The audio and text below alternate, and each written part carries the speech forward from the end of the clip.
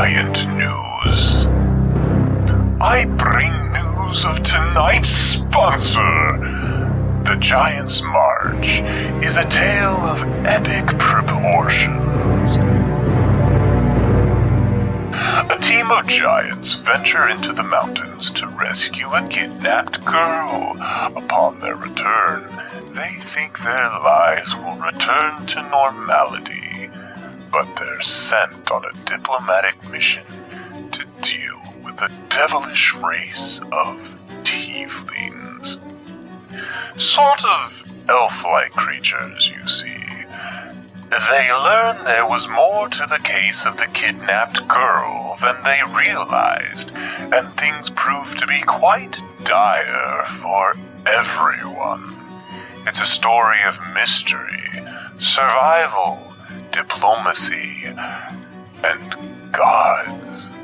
Listen to The Giant's March wherever you get your Time to Die shows.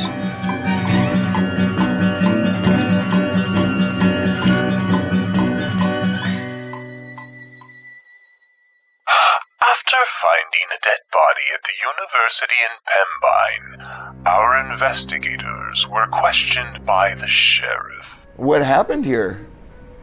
I was escorting Dr. Greenbank to her, to over here. We saw the doors were clean blown off, and, we were trying to get a hold of security, and then we saw him, and, well, we didn't see nothing leaving, so it could still be around here, The questioning came to a halt when strange noises were heard in the hallway, and the sheriff disappeared. Sheriff, you there? It sounds like something sort of skitters down the hallway. And Elliot and Ronnie would also hear this as you're all in different classrooms, but close enough that you would all hear this sound kind of like a dog with long claws makes running on hardwood floor. With Dr. Greenbank heading home, her 3 companions were trapped at the university alone and handcuffed. We are going to have to just try to pick the lock with these, and I kind of hold up with my hands behind me the scalpels or whatever. You almost stab Ronnie multiple times, but then it clicks open. With Ronnie freed from his bonds, they fled the scene in one of the officers' cars. It immediately would occur to each of you that something grabbed the sheriff and then dragged him from that car to the woods. Yeah, I'm just jumping in and getting the door closed. I'm like, go, now. Yeah, you squeal off. I mean, like a bat out of hell. Finally, they made their way back to Dr. Greenbank's residence. It was in our heads. We lost track of time. It was suddenly nighttime. We didn't even know it. Right. Just sit down. Yeah, he's right. We did lose time. At least 20, 30 minutes. Just gone. Out of our memory. Climb aboard if you dare, as we return to tonight's tale of the Devil's Antlers.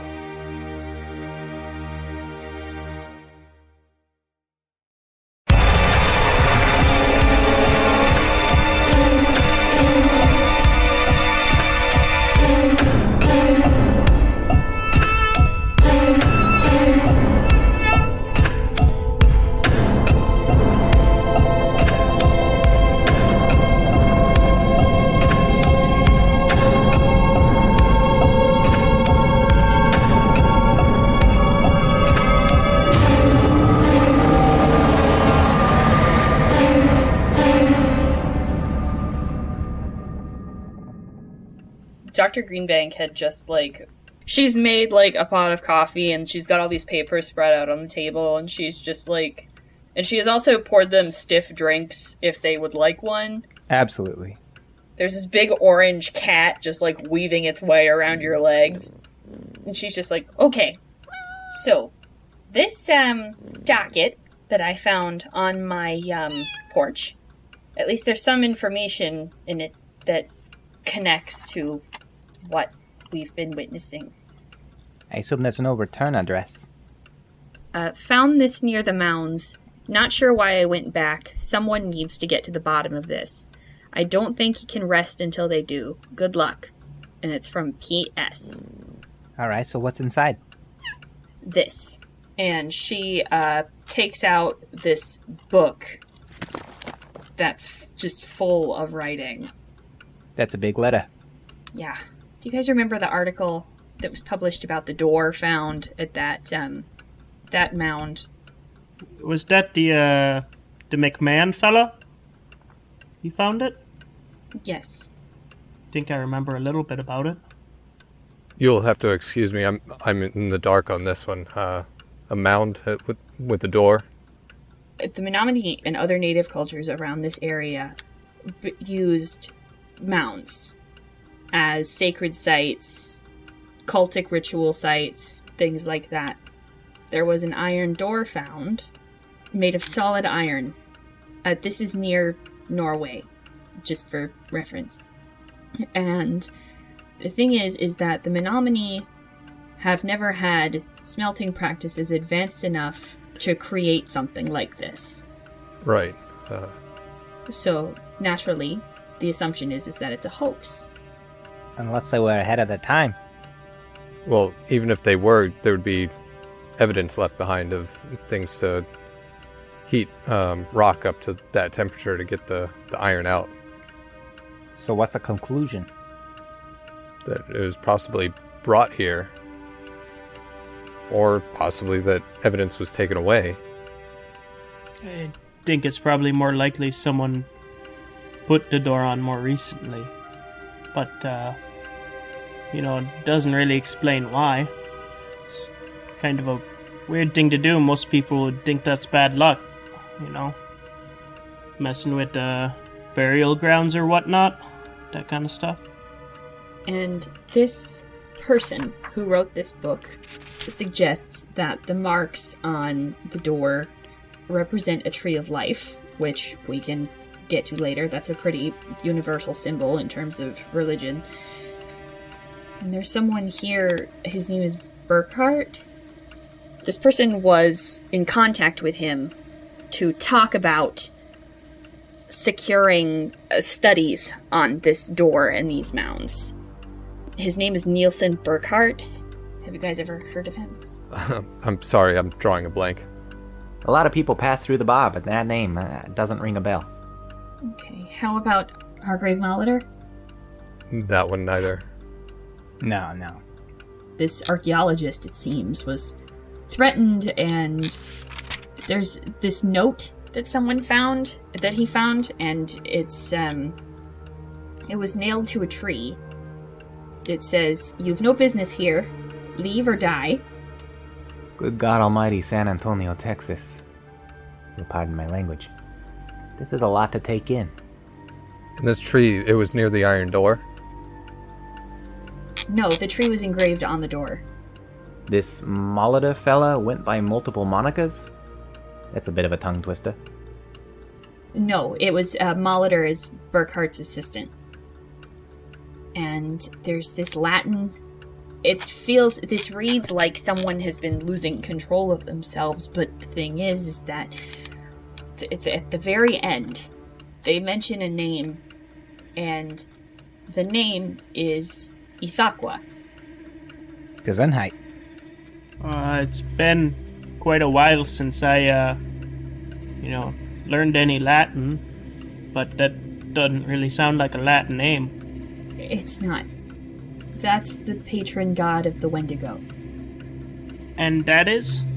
According to a lot of Midwestern, specifically northern Midwestern, Native American tribes, Menominee, Algonquin, Ojibwe, all of those people, there exists a creature called a Wendigo. And this Wendigo is the remnants of someone who had to choose to either eat human flesh or starve.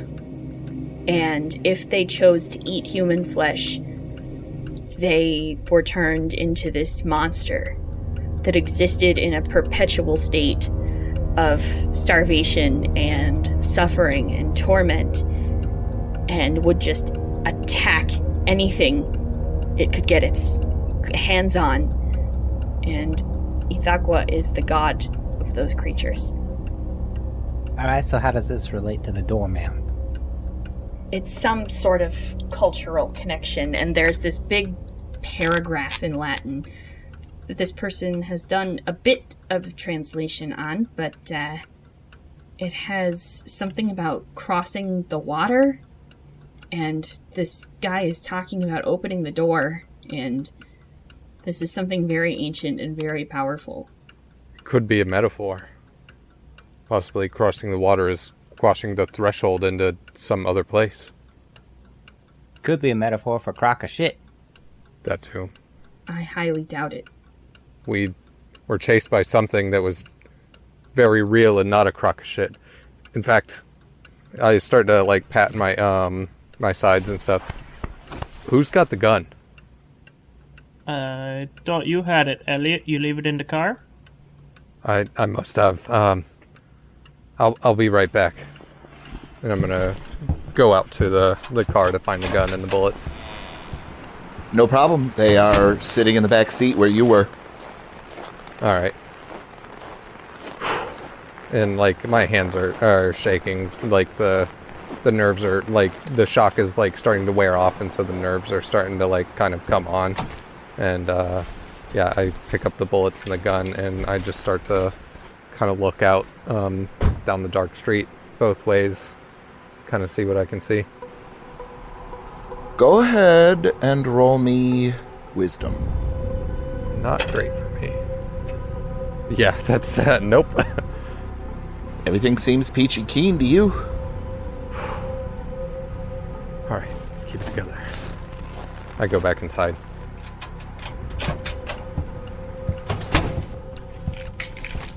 You should probably keep that on your person. This is just a standard one, right? Just pull and it fires, correct? Or do I have to pull the hammer back? No, you can pull and fire it. Don't fire it in here. I wasn't planning on it. Keep it down on the ground, yeah. Dart, would you like to try and translate the Latin passage? Yeah, I was gonna, Doherty, I can try and translate that. I mean, like I said, I'm pretty rusty, but I should be able to, get something out of it at least. Would I be able to assist him? Because Latin probably would have been a required course at Cambridge. No problem. So, Elliot, a little bit of help, but I got here, let's see, open the door, close your eyes, our faith is sealed, your faith is sealed. I believe in that conjugation, yes, your. Your okay, your fate is sealed. Let's see. Punch in near death. Yeah, or hit, strike. Oh yeah. Okay. Yeah. In the river of time, as the sum of the eternal dance. Since the distance between the time of the flood. With the way the verb is, it seems like it's a flood of time. Oh. I'm impressed, Van der Meek. I didn't know you could read. I just give Ronnie a really blank look and turn back and yeah, Pops wanted me to go to DMLC, but I had other plans, so I got a little bit of kind of second-hand learning, I guess.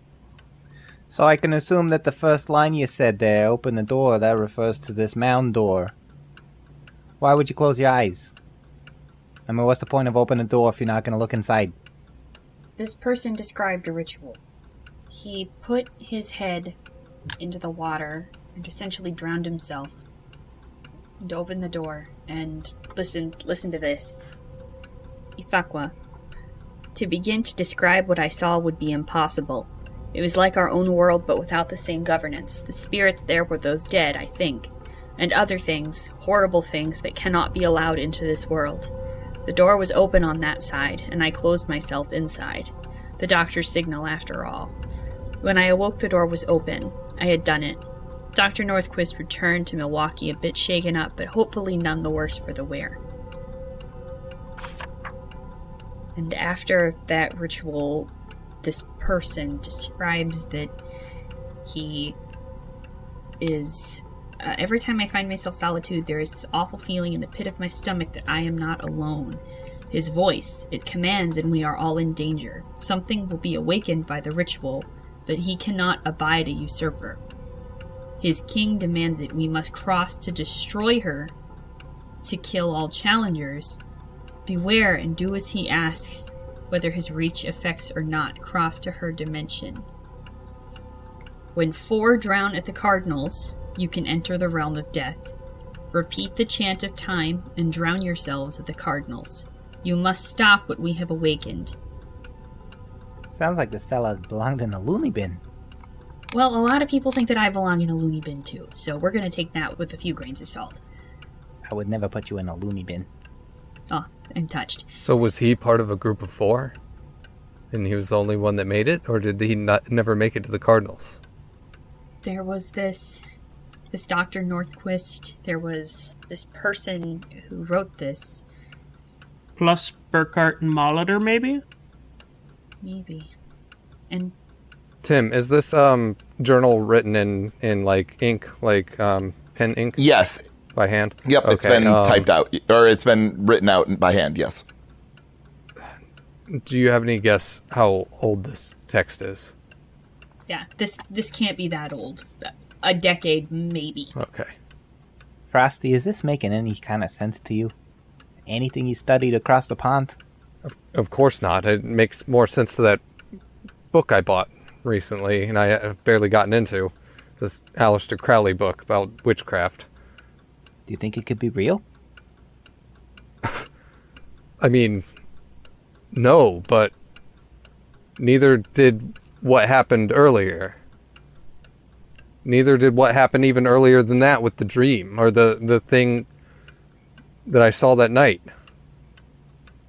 Let's just say hypothetically, if it was real. What could we do about it? I guess we could try to go to the Cardinals. Wherever that is. Or, if this is real, we could get out of this place. Skip town, eh? We've already seen more dead bodies than I would have liked to see in my entire life, so I think that's the rational decision here. My curiosity was piqued when a window blew out, when people started dying. Let's also say, again, just as an imaginary scenario, that if somebody were to skip town, he would have other people coming after him. With possibly guns. That's another complication I couldn't even fathom. Oh, I can fathom it. Even if you do leave town, like, what about your old lady and your kid? That's what I'm thinking about right now. I think I need to get them and get out of here. Well, judging by the signs, everything that we've come to so far, it's only been going after Frosty and Greenbank. As far as I can tell, Vandermeek and I are free to go. Not now that you know this. I've definitely had multiple encounters. I don't know anything. I can't make heads or tails out of it. Vandermeek's the one that knows Latin. One thing that strikes me is we had an occurrence at the lodge, and then we had an occurrence at the school, university. Those are fairly far apart. Are we dealing with two different things? Or something that's following us. I put my hand on the gun. Following you, maybe. Anytime things happened, you were all there. Well, except the time in the night, but it was in this town. There was nothing that happened to me before I got here. Perhaps we should barricade the door. Wait the night out. See if it rears its ugly head. I just would rather not be caught unawares. If we're going to do that, Dr. Greenbank, do you have a telephone? I do. I'd like to use it, please. Go ahead. Feel free, hon. So yeah, I'm gonna split off and try to get in touch with Nora. I think that it rings, and it rings, and it rings, and it rings, and you keep waiting, just assuming that, she must be asleep, but it keeps ringing over and over and over again. The next thing you know, you've been waiting on this phone for probably 2.5 minutes of it just ringing, and nobody is answering at all. And you know for a fact from everything that you've learned from the people at the hotel that Nora does not work nights. She is the manager of the cleaning staff. This doesn't make any sense. She would be back at home. Why is she not awakening to a phone call? I'm gonna put the phone down kind of harshly, and then I'm going to call the hotel. Hello, this is the Four Seasons. How can I help you? Yes, this is kind of an odd question to ask at this time of night, but is Nora happen to be working? No, Nora didn't come in today. We think, maybe she was sick or something. Didn't come in at all? Nope, didn't even give us a call. I've got to go. Thank you, bye. And I slam the phone down and run into the other room. What happened? Nora didn't come into work today, nor did she call. Nor did she call. No. I've got to go. And I grab the gun and the keys, and I'm heading out towards the cop car. Hey, Frosty, that was the only gun we had. I mean, Elliot is heading out towards the cop car to start it up, and it would seem like go somewhere. What do y'all want to do? Elliot! I've got to check on them. Whatever's happening, it could be happening to them. I need to go. I would be following, I think. I'm going to try and hop in the back. Unless Elliot stops you, and I don't think he can, because he's kind of weak. Yeah. Oh, I wouldn't stop anybody. If they all wanted to come, I'd be, fine with it. It's just that I'm going. I'm in the back. Okay. Dorothy is gonna get in her car and follow them. Come on! Okay. Yeah, I fire up that thing and point the hood towards Pimbine. You pull out onto Shore Drive, and you start driving back into Marinette so that you can make your way towards 64 and start making your way towards Pembine, and it's incredibly odd. The moon was at 3/4, and almost immediately it goes under cloud cover. And then 5 minutes later, you see just a light sprinkle of snowflakes start to fall down, and then eventually, after maybe no more than 10 minutes, it turns into almost a whiteout. You get to the intersection of County T and 180 and Highway 64, and probably not you, Elliot, but Dr. Greenbank and Ronnie and Dart, who have been up in this area a lot, you know that County T eventually turns into 180, but you can barely see these roads in front of you as you're driving. Like, it has become just incredibly inclement. Take it easy, Frosty. Yeah, does anyone else have better sea legs when it comes to driving in the snow? Dr. Greenbank is following in her car. She's not in the cop car with you guys. Oh, okay. You'll see the hazard lights come on, and I slowly come to a stop. I would kind of prefer if Vandermeek took the wheel, if I'm being honest. Yeah, probably best that you let someone a little bit more experience with driving into snow, at least. This is gonna be tough, though. This is gonna be a long drive. Yes, we gotta do it. And, I know, like, where her house is, right? In Pembine? Yeah, I don't think that you would be unaware. I think you've sent letters in there. They just haven't been responded to, you know what I mean? Oh, okay. Alright, yeah, so, I tell him where to go. And, I'm gonna kind of do this, as the old, running around the car fire drill thing, where I step out and go around, and he can slide over on the seat or go around his way if he would like. One of the first things that you would notice when you get outside is that it is almost impossible to see while you're standing. Like, you can't see the white line, you can't see the dotted yellow center line. You can see the car enough to fire drill around it with Elliot. Like, this is borderline stupid. I get back in. Whew. It's pretty cold out there. Okay, we need to go. We at least know that way is where the road was. Can we do this?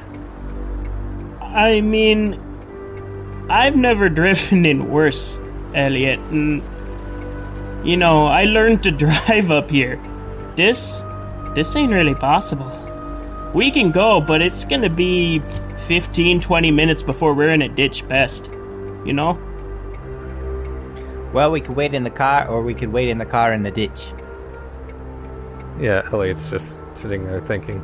So, Dart, the first thing that you would know is all plow trucks in a local municipality like Marinette would be out and doing the local main roads, which would mean that at some point a plow is going to come through here. They are not going to go down 180 or 64 until they get done with the municipality or until county drivers get out there. Yeah.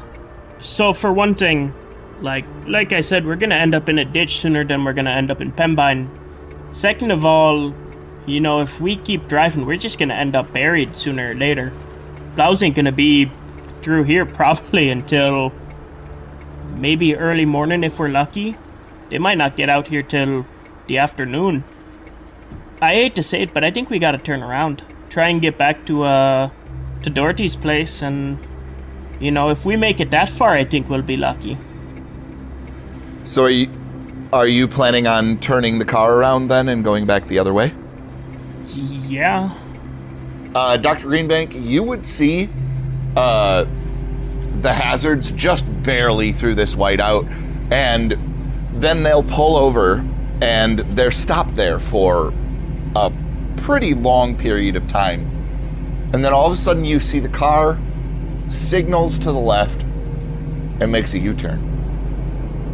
I'm gonna pull up even with her car. Okay. And, roll my window down. Okay, she'll do the same. What the hell is happening? I don't know, it seems like we're getting snowed in.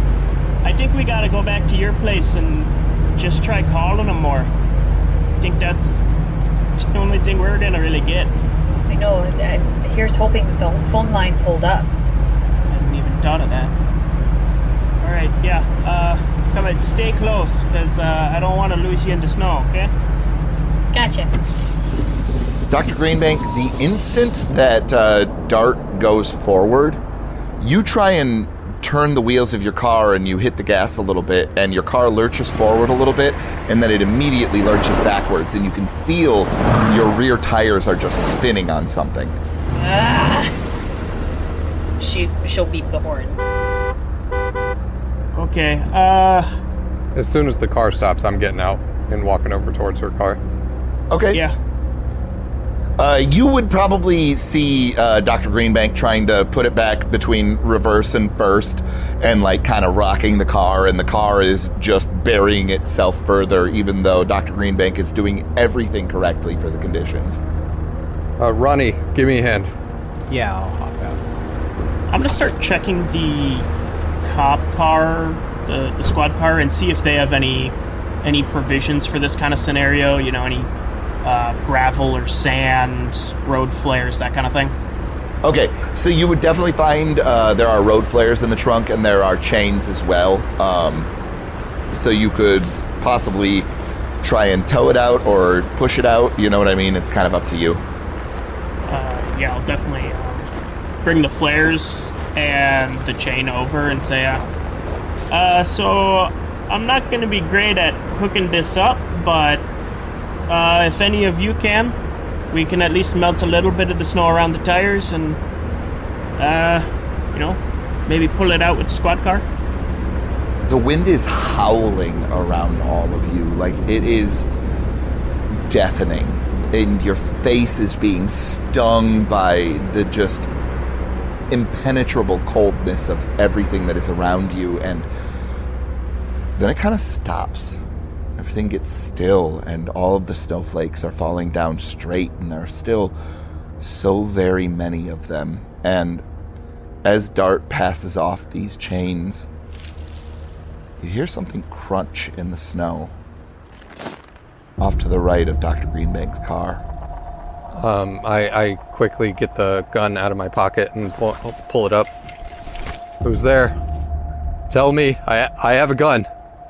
Roll me dexterity and don't roll a 20, please. Alright, it's 4. Okay, cool. And my dex score is 9, so either way. No worries. You hear nothing. Just an eerie silence and just that soft sound of snowflakes hitting the ground. I mean it. Tell me who you are. You hear another crunch directly in front of the car. I'm going to aim towards it, and there's no one standing in the way, right? There's no one even in front of the car at this point. Okay, I'm taking a shot where I heard the crunch. Everyone hears this gunshot ring out. And then the wind begins to howl again, just loud, as though it's going through a corridor, and you realize that all of the pines that are on either side kind of create this, but what the fuck? Ronnie, get Dr. Greenbank and get her to the cop car. Huh? Yeah. Hey, Elliot, I think right now we abandon this car and we all make our way to the cop car. Yes, exactly. That's what I'm saying. Oh, great. Okay. And I'm still holding the gun towards the area where I shot at. Dr. Greenbank, your door would get ripped open, and Ronnie, go ahead. Oh, God, okay. You were going to leave it with something else. I was like, no. Gun bear, no! We are commandeering the vehicle, all aboard. All right. What was that? Did you hear that? Nope, didn't hear nothing. Let's go. Dart, I assume you peel the fuck out of there as quickly as possible once everybody's loaded in? Oh, yeah. Like, he takes that, like, first couple inches to make sure the tires are gripping, and then it's getting floored. Do you plan on stopping for any red lights or anything like that? Slowing down, but not stopping. Perfect. Well, then you managed to get back to Dr. Greenbank's without getting stuck. I mean, it's treacherous. There are a few times where you get close to, like, drifting off into the ditch, but you're kind of a pro at understeering at this point, and so you manage to keep it on the road, and you get back to Dr. Greenbank's, you pull into the driveway, and holy shit. Yeah, I would have been silent the whole way back. When we get to the Dr. Greenbank's house, I finally say there was something there in front of the vehicle. I don't doubt it. What, did I see anything from my position in the driver's seat? You did not. Well, here we are again. Dr. D, you know anything about that Whatigo being able to turn invisible or nothing? Not that I know of, but, you know, it is a supernatural creature based off of everything horrible about humanity and living in a constant state of starvation that differs across every single culture. So, you know, I wouldn't really be surprised. Dr. Greenbank, please roll me intelligence. Son of a bitch. All right. Pass. Okay. So one of the things that would occur to you is in Ojibwe lore, Wendigos are adept at throwing not only their voices, but noises.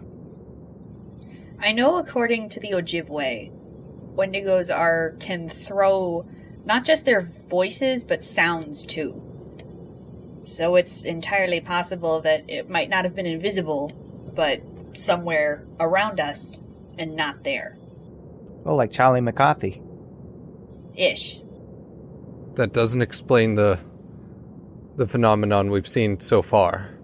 The first night at the Four Seasons, there were definitely footsteps. I could see the footsteps in the snow coming towards the door before I closed it. And then I could see the handprints on the glass as they went up before the glass shattered. When we were at the university, something invisible was crawling around in there. Not to mention all the radioactivity. Exactly. I'm getting smarter just hanging out with the two of you. So what are we going to do? Regardless, as soon as the roads are clear, we need to get to Pembine. Yes. What we do know is it's outside. I say we barricade the doors, board up the windows. You got any sort of planks laying around, firewood? I don't know. We have firewood. There's a ladder in the basement. Chairs, tables. Yeah, well, I'll get to work.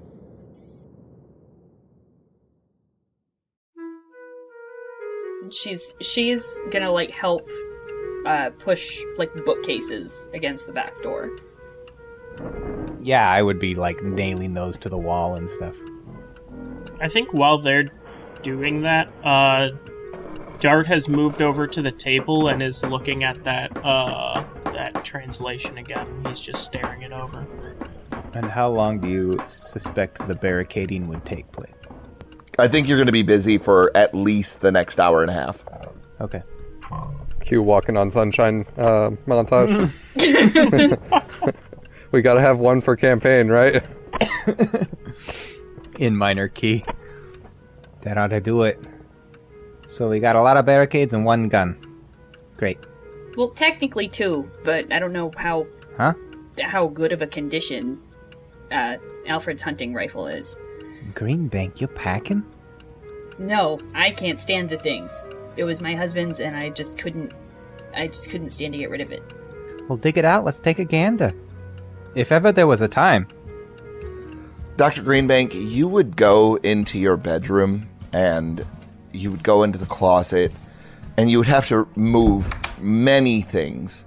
And you would lift up a multitude of Alfred's sweatshirts, to get past them, and a few boxes of different accoutrements that he would have collected. And there you see it. There is the unmistakable silhouette of his hunting rifle. Yeah. She's just shoving boxes and shit aside. She's going, Jesus, Alfred, you were such a pack rat. Just, there it is. Okay. And she's gonna pick it up, trigger locked, safety on, taking it downstairs. Also, if it's cool with you, I think Alfred collected baseball cards. Yeah, that's cool. I can see that. Yeah, yeah.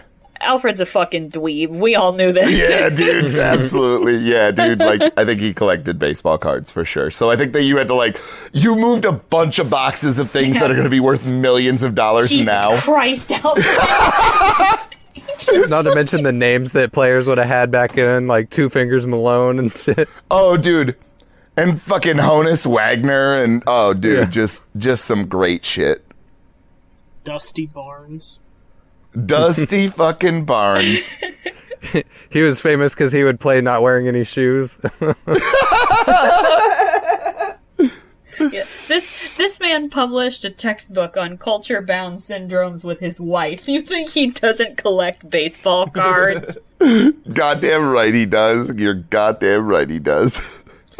Yeah, so I feel like You guys are like standing outside of the bedroom, and you just hear her shoving stuff aside, and every so often you'll hear Jesus Christ, just like. And then she comes out with this long hunting rifle and a box of shells, and she's like, "Here you go." Let me see what we're working with here. Oh, it's not a muzzle loader. That's a plus. So I think it's a lever action Remington with iron sights. It's pretty nice. Like, you don't think that it is beyond the pale of functioning. Like, all of your experience would tell you that there's no real rust spots or anything like that. Like, it seems to have been stored in relatively normal conditions. And so, like, a little bit of gun oil, like, this thing could be ready to go. And I think Alfred absolutely does have a case with, like, gun oil and the means to clean this with in some place in the closet. Yeah. We can make do with this. Greenbank. Does this house got a second floor down below? She'll go, "Yeah, we have a basement." Okay. Yeah, that's something we're gonna have to look at. Windows? Upstairs and down, but none in the basement. Okay. There is a cellar door, though. It has one of the cellar doors leading to the outside. Dope. I'm into it. Okay. No, that's perfect for the area. So this house was probably built around like 1910, like somewhere in that neighborhood. And so you have to go around outside to what has been repurposed from a root cellar to a basement. So it's very short. So if you're below 5'6", like, you're fine to walk around in there, but otherwise it's been concreted.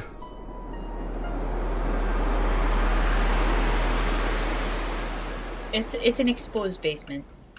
Oh, exposed basement. That's not... No. Okay. Well, we can't retreat down there. We already blocked up all the doors. And it's not worth shoveling the snow off of it. They'd have to be pretty strong to come up from an exposed basement into the house. How strong are they? Do you really want to know? Because supernatural strength is one of their hallmarks. No. I mean, it pulled that officer into the woods like a kite flying out of a kid's hand. Vandemiek, are you much for hunting? Haven't gone since I was a kid, but if you're not comfortable with it, I guess I can. Comfortable is one thing. Good at aiming is another. Yeah, I can hold on to it. Not too much different than my dad's, actually. I'm not proud of being a snitch. But, that's the life I lead. You better take the gun. That's a weird intro to that sentence, but okay. Sure, no problem. It's context. The fact that I'm a snitch is because I don't like the wheeled guns. Here you go, take this. Oh, okay, I mean, I'm proud of being a musician, and I will take this gun from you, I guess. Here's this too. You know how to oil it up? Yeah, Oh, it's been a while, but sure, yeah.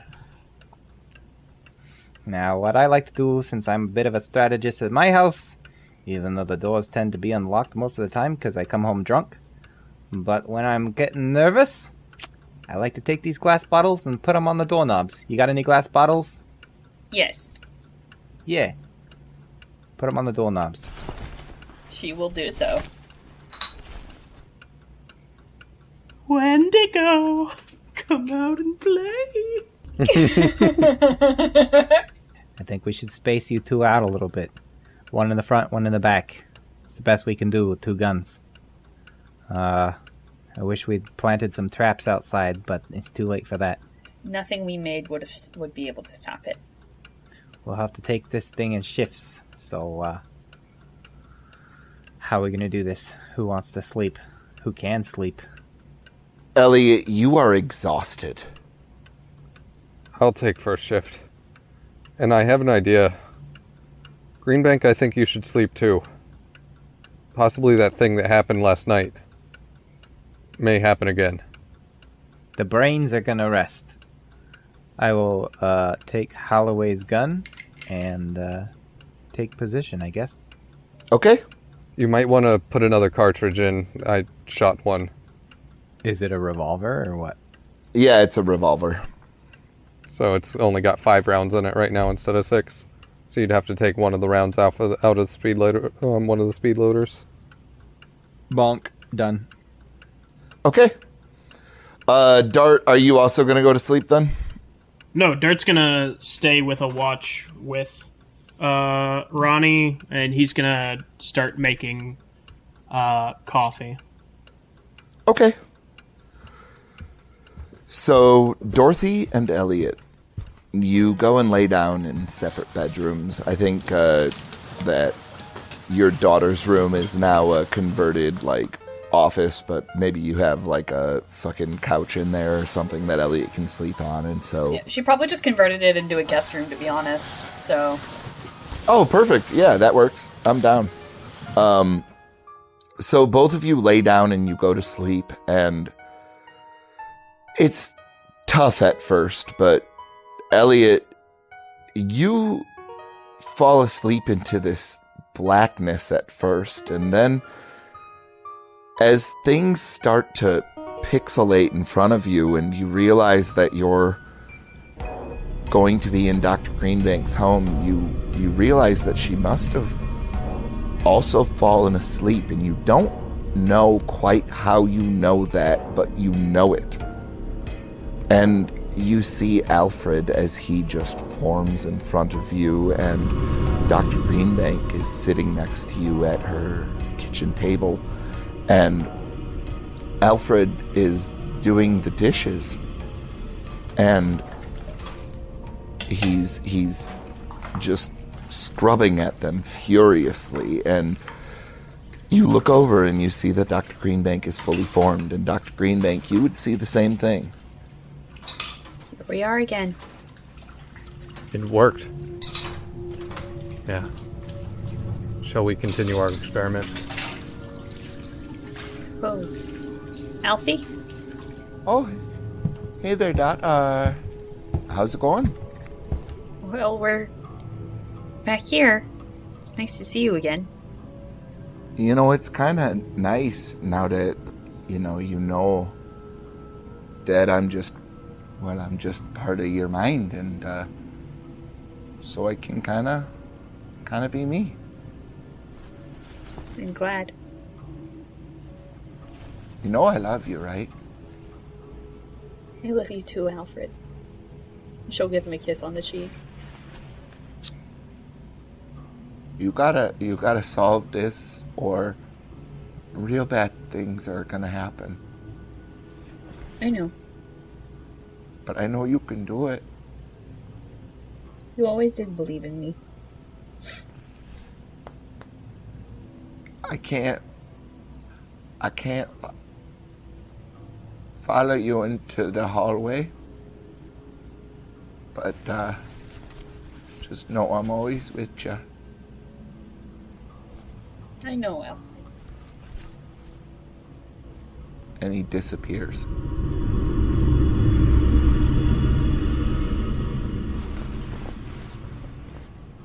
We can take a minute if you'd like.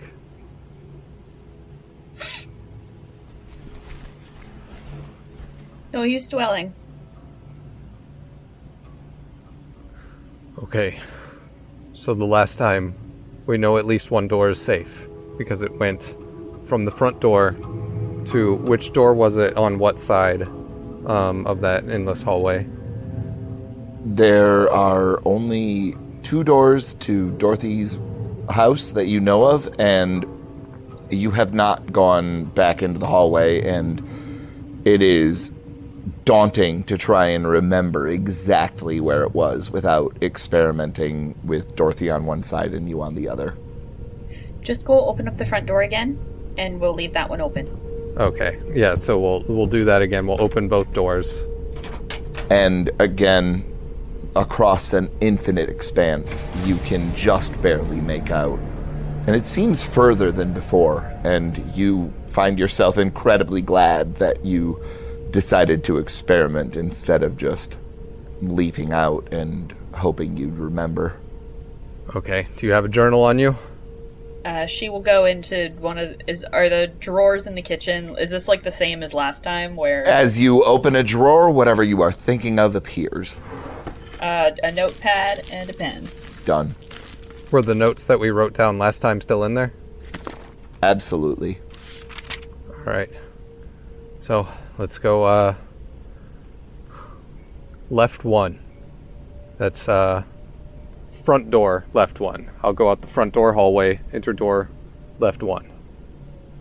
Okay. Are you going with him, Dr. Greenbank? She's following behind, but yes. Okay. Are you leaving the door behind you open or closed? Open.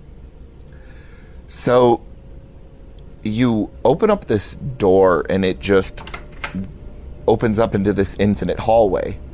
And you can see Dr. Greenbank behind you, and it's really weird because she's very far away, but like very clearly is, you know, right on your 6, and you can see inside of the house in the distance, but it appears to be the same hallway.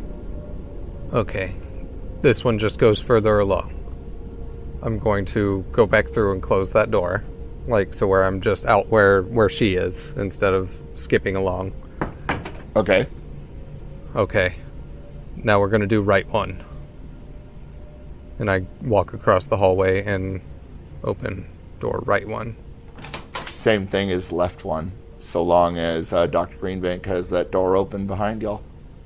I'm gonna continue this, like, sort of progression for the next maybe 5 doors, and I'm getting that, like, with the door to the house still being open, this is what we're getting. Is it just keeps Correct. on? Okay. Yep. Okay, so I want to try something, but it's dangerous. I trust you, Elliot. Close the door to the house behind us. She will do it.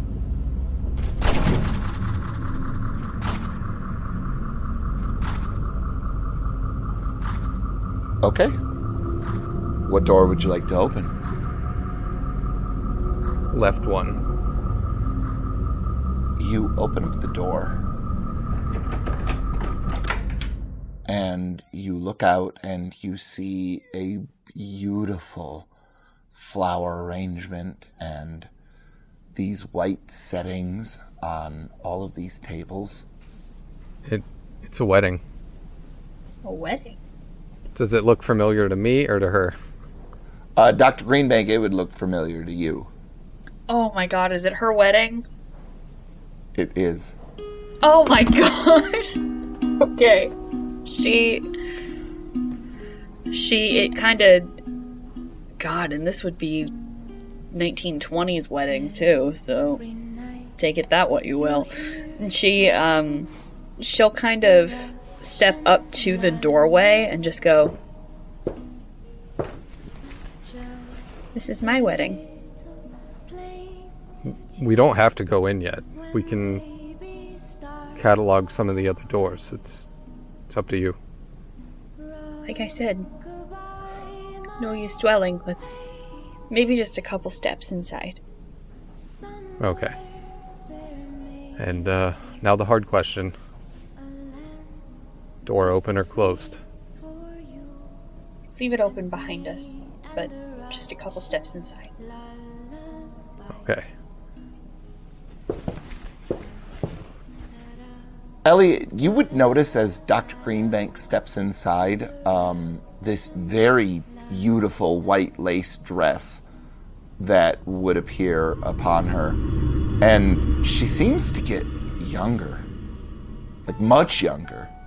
And there are no guests or anyone else in this room that is quite grand. Like, there's a chandelier above, like all these place settings, but there's no one here aside from you and Dr. Greenbank.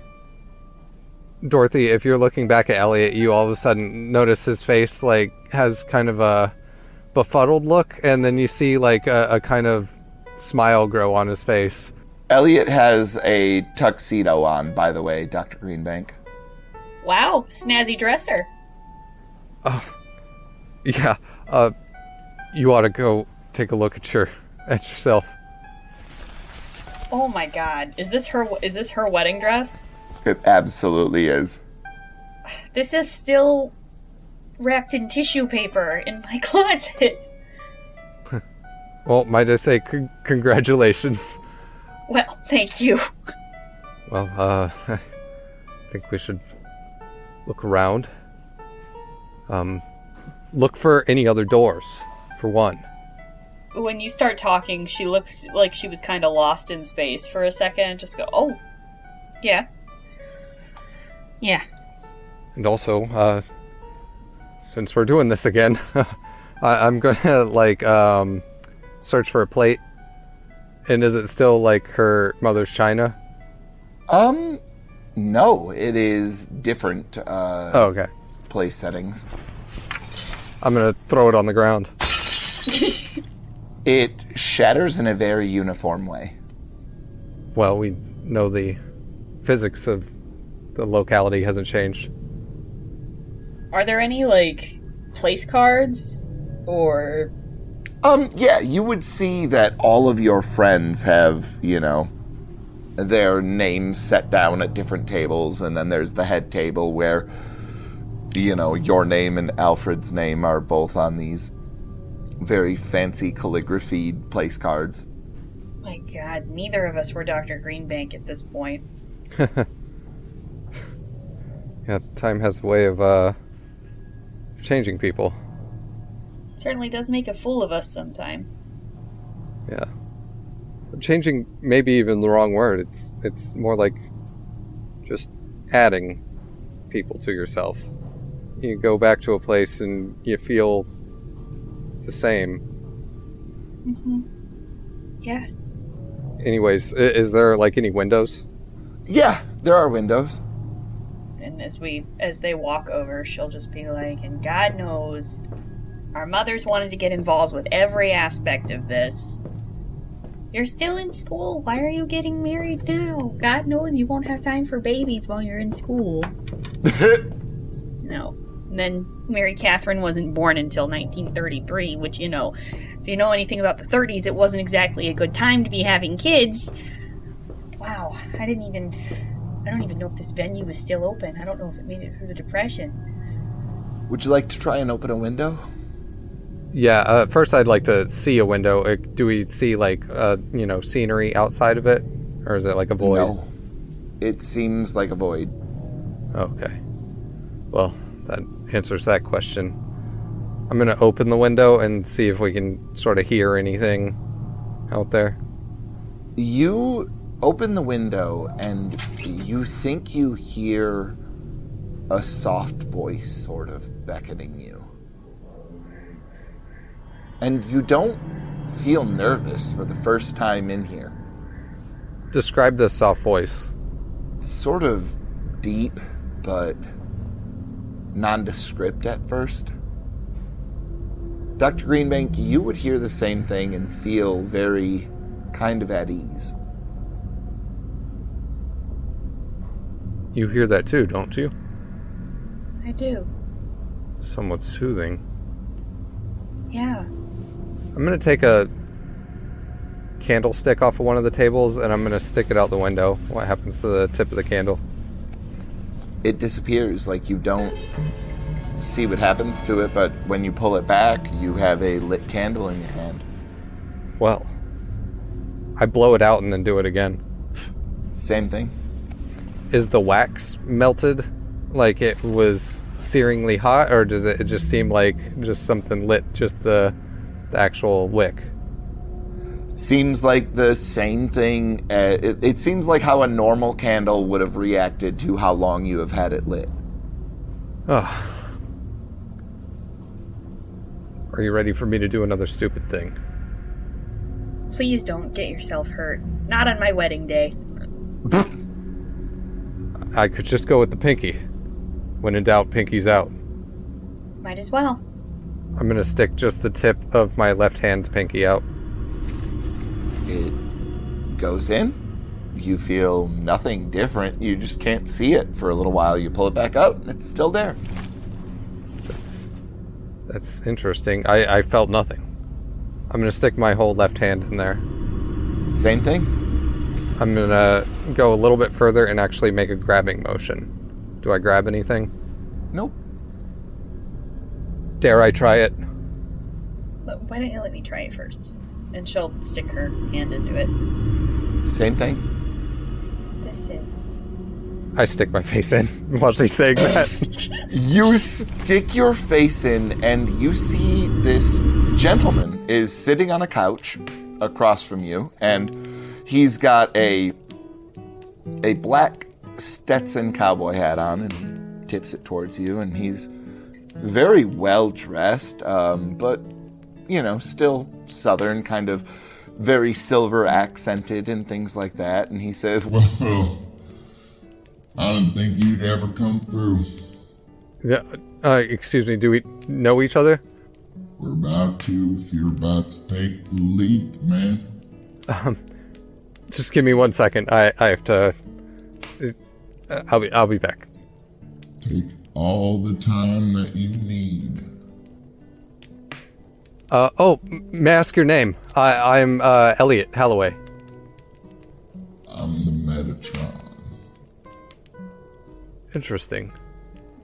Very pleasant to meet you. I'll be right back. And I put my head back through the thing back to Dr. Greenbank. What did you see? So it was a room with a man in a Stetson hat, very welcoming voice, goes by the name of the Metatron. No. We are not getting involved with that. We are not. No, you are not going into that room. The document that was on the table. The last page. It mentioned the Metatron and said, "Beware." Okay. Metatron is the voice of God, though. The angel who is the voice of God. Should I stick my face in and say something? I mean, I believe that if we're to go back in there, it would be polite to go. Just a second. Just one minute. Let me say a word to him first. Yes, hello, and she'll stick her face into the mist. Why, good evening, Dr. Greenbank. Good evening. Yes, my companion here and I were. Will y'all please come and sit down? Will we be able to leave? Y'all can go whenever you like. We're inside of your head. I'm a guest, ma'am. And he'll tip his hat. All right. Elliot. All right, I'm right behind you. And struggling with the 1920s wedding gown, she'll climb in. I'm gonna bring the candelabra with me, and I'm gonna watch it light as we go in through the threshold of this thing. It's one last little experiment. Okay, so Dr. Greenbank, you would immediately notice that you would be back in your normal clothing when you crawl through this hole. And Elliot, you light the candles, this candelabra was already lit, and you go through, and you notice that the flames stay lit as you bring it in. And what I meant to say was I would have blown it out, and then because I want to see it how it lights as it goes through. Oh, it doesn't light as it goes through. It just stays normal, and you get in there, and it's still unlit, and then a Davenport would appear in front of you, and a coffee table in front of that, and he would stand up as Dr. Greenbank would enter the room, and the Metatron would then beckon all of you or both of you to sit down. Yeah, I take a seat. I kind of look puzzlingly at the tip of the thing because I expected it to light like it did the first time I stuck it in. So you would see that a pack of cigarettes appears on the table in front of you, and the Metatron would reach out with his left hand, and he'll grab the pack, and he'll put a cigarette in his mouth, and you'll notice that the Metatron does not have a right hand. And he'll look at both of you and he'll say, "Now I suppose you have a few questions, considering, well, turns out you're both astral, I think they call them projectors nowadays." Yes. So Dr. Greenbank informs me that the Metatron, it's an angel. Am I mistaken? I am touched by God. I am the voice of God, if that's what you're asking me. Yes. Pardon the curiosities. In certain intellectual discussions I've had with some colleagues at Cambridge that were more in the religious realm of things, they mentioned the angels actually, according to biblical scripture, they looked like a collection of eyes and wings. They didn't look like people, actually. Now, that is a fantastic point, Elliot. And here's the thing. I kind of have two fathers, so to speak, right? One, Jesus Christ, Jehovah, Yahweh, whatever you know him as, is my father, but also I have a sort of mortal helper, if you will. I see. Well, Dr. Greenbank? Who is this mortal helper? Oh, well, that gentleman has gone by so very many names, but, well, some would say he is Lucifer himself. His goal is to take and rip down everything that Jesus has stood for. Everything that Jesus has fought for. Do you understand the type of claim that he has upon this world? I want to. I have an idea of it. I was fairly young during the war, but unspeakable evil happened. It's no doubt that if this all exists and you are who you are, that puts things into brilliant perspective. Go and find the Cardinals.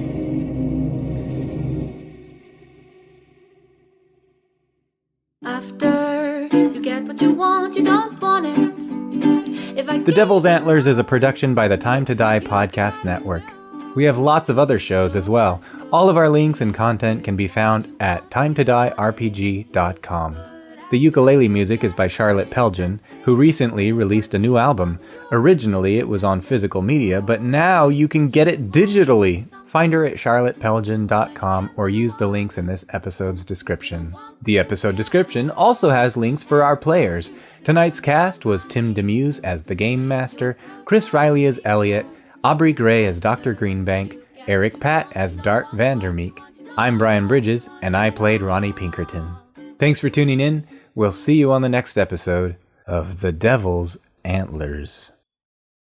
Would I be able to assist him? Because Latin probably would have been a required course at Cambridge. Yeah, actually, then, so here, let me retype it out. Go ahead and talk amongst yourselves. Give me a second. All right. I'm getting verklempt. Talk amongst yourselves. Rhode Island is neither a road nor an island. Why do they call it a boxing ring when it's square? How come your nose can run, but your feet can smell? That's kind of weird, eh? Come you drive on the parkway and park on the driveway? Rafe Fiennes is neither spelled Rafe nor Fiennes. Why do we know all of these?